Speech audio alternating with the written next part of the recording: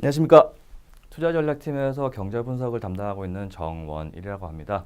오늘은 글로벌 2분기의 글로벌 매크로 전망과 투자 전략에 대해 가지고 말씀을 드려보도록 하겠습니다. 먼저 최근에 이슈가 되고 있는 부분들이 굉장히 많이 있습니다. 그래서 지금 리세션이라고 하는 그런 움직임들, 목소리들 많이 늘어나고 있는 것이 사실이고요. 이에 대해서 진짜 리세션이 발생할 수 있을까라는 부분을 좀 고민할 필요가 있겠습니다. 그리고 나중에 이걸 버틸 수 있는 힘이 얼마만큼 있는지에 대해서도 좀 고민해 볼 필요가 있을 것 같습니다.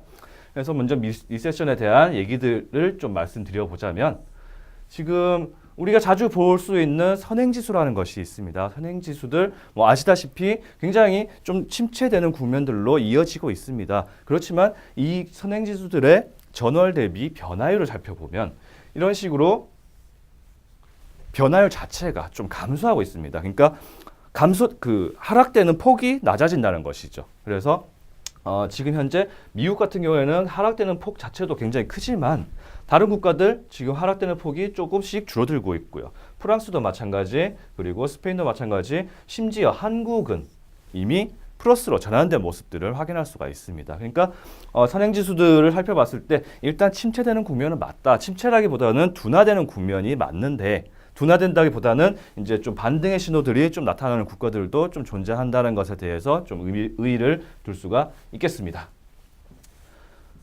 자, 이러한 선행지수들은 한국이 먼저 움직이는 특징을 볼 수가 있습니다. 글로벌 주요 국가들, 그리고 글로벌 전체적인 그런 상황보다도 오히려 한국이 더 먼저 움직이는 것을 볼 수 있는데, 자, 파란색 선을 보시면은 이제 한국의 선행지수입니다. 이미 저점을 확인하고 상승 반전이 이루어졌습니다. 글로벌 선행지수가 아직은 둔화되고 있지만 이 한국 선행지수가 먼저 움직인다는 것을 봤을 때 아무래도 한국 선행지수가 움직였다는 것은 글로벌리하게도 이제 선행지수들이 좀 반등할 여지가 있지 않나라는 생각을 할 수 있을 것 같고, 실제로 이런 그림을 한번 보시면요.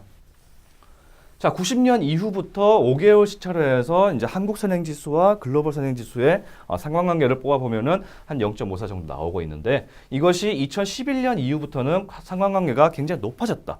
이 얘기는 한국이 움직이면 글로벌을 따라 움직인다. 그리고 그 시차가 바로 6개월이다라는 의미를 가지고 있습니다. 그래서 한국이 이미 반등을 했기 때문에 글로벌도 조금씩이나마 이제 회복될 기미를 보이지 않을까라고 볼 수가 있겠습니다.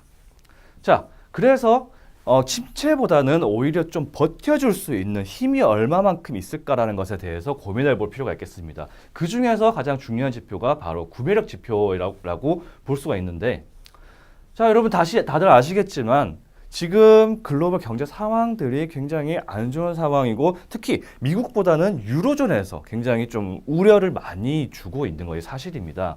자, 그런데 유로존에 이런 일반적으로 얘기하는 그런 상황들 말고 좀 더 깊이 들어가 본다면 얘네들은 좀 강건한 모습들을 계속 이어주고 있는데요.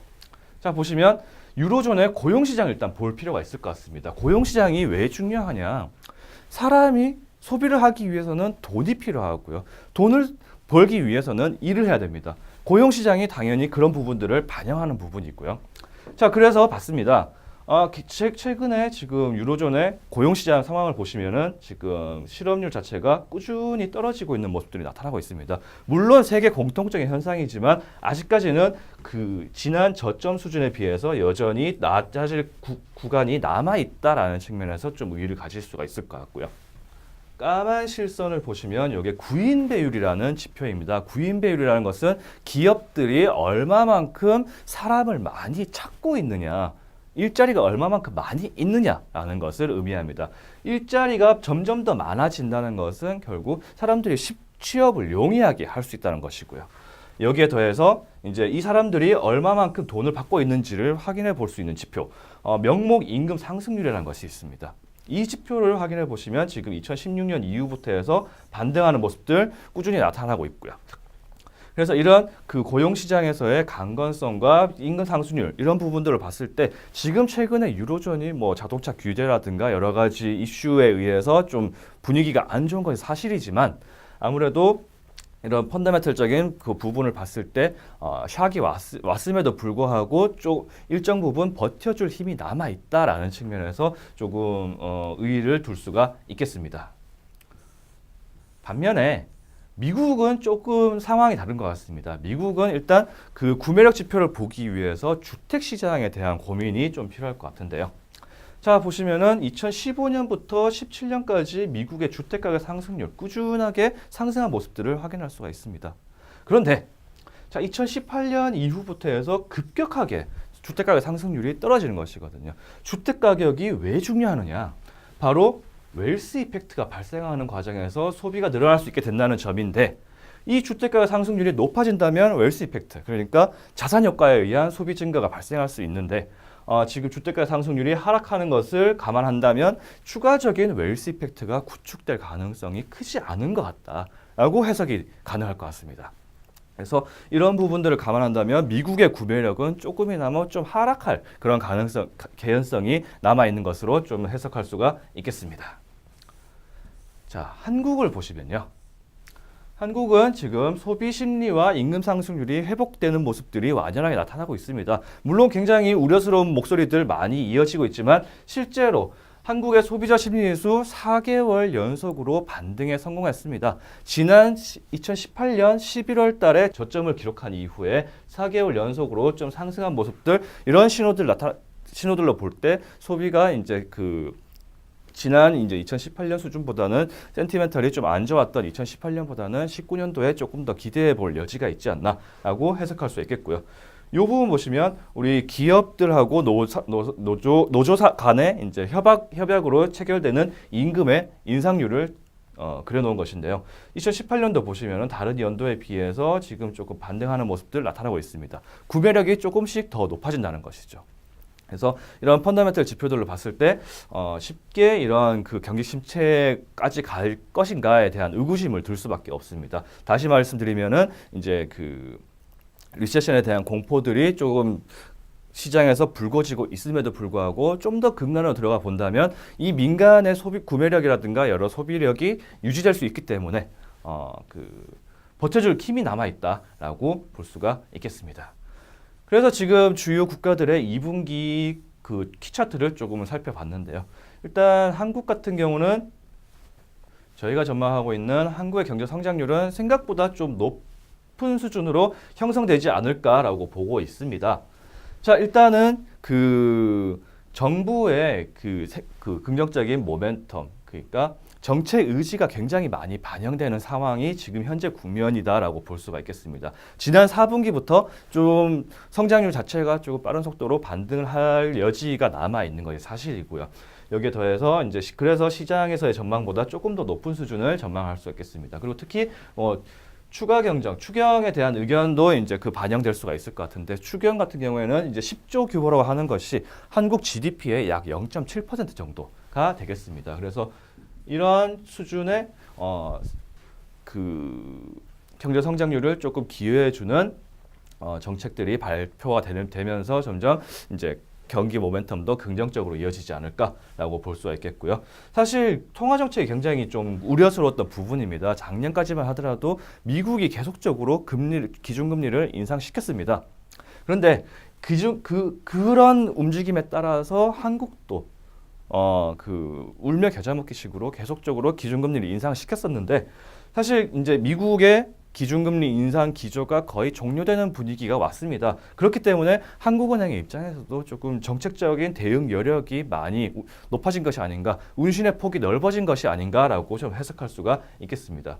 한국에 대해서는 좀 긍정적으로 볼 부분이 분명히 존재하고 있고요.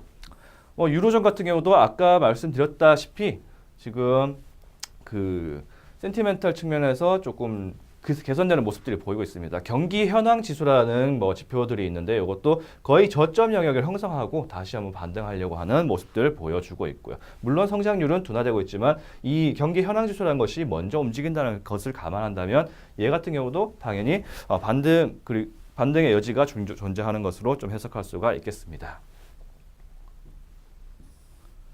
자, 중국도 지금 좀 그 우려를 얘기를 많이 하고 있는 것이 사실인데 사실 중국에 대한 우려는 가장 대부분의 문제가 무역 분쟁에 대한 그 이슈인 것 같습니다. 무역 분쟁 굉장히 미국의 입장에서도 부담스러운 이슈이고 중국의 입장에서도 부담스러운 이슈가 맞습니다.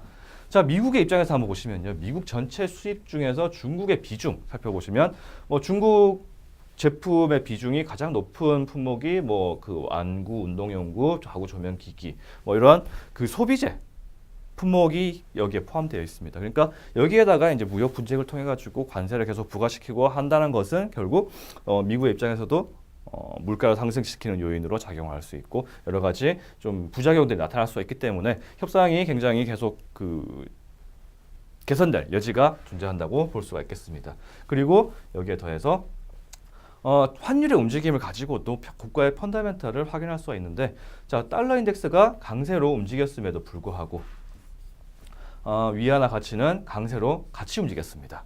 그러니까 뭐 환율 조작국 이슈들도 많이 있었는데 그런 환율 조작국 이슈들에 대한 뭐 그 부담을 없애기 위해서 위안화 가치도 점점 강세 쪽으로 움직인다는 것, 양국이 협상 모드가 계속적으로 진행될 수 있겠다라는 근거로 좀 이해해 줄 수가 있을 것 같습니다.